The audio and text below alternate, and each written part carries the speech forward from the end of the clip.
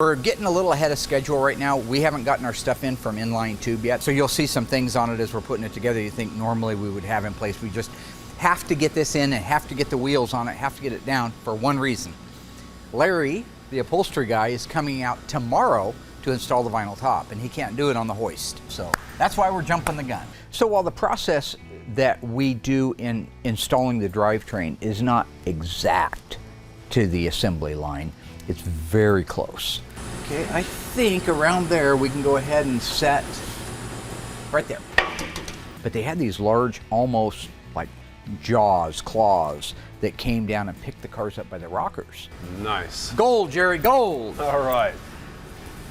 And then set it down and move the engine and the drivetrain up into position. So they had jigs going up and they had a jig coming down. Yeah.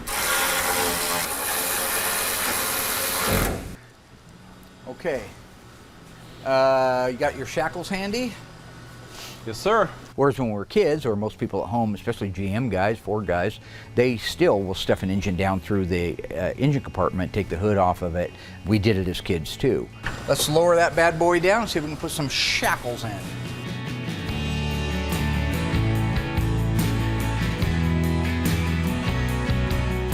Okay, up in the air.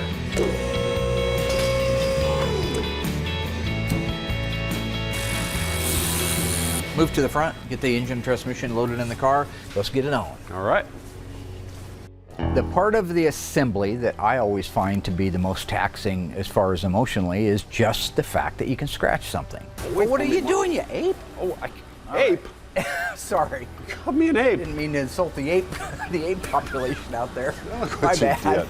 In an RB engine, the 440s, they're wide.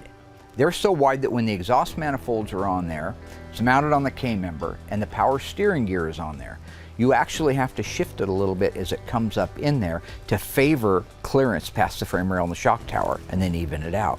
Boy, that's about the slickest we've done one so far. I don't understand it. I'm getting You're nervous. waiting for something to go wrong, and it Yeah. isn't. So if you don't do that, if you don't have people watching all the different intersections where you can have a problem, looking good? Man, yeah. Boy, that's amazing. Yeah. Did that just land on there?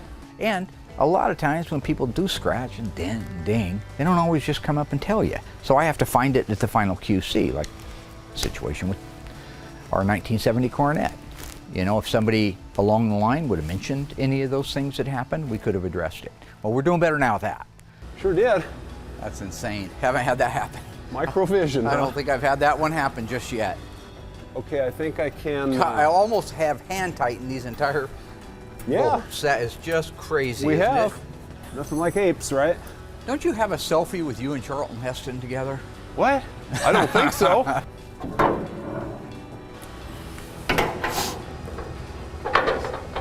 Oh, beautiful. Oh, I love it, man. I like it. That was pretty nice, Mark. So we have the suspension in place on the car, all front K-member, engine, transmission, rear end, drive shaft, everything is in. I'm just going to tighten them down. So Doug is mounting up brand new BF Goodrich TA radials to go on the 15.7 rallies. He's going to do that while I wrap up the rest of the car, and hopefully with any luck we'll have this thing rolling shortly.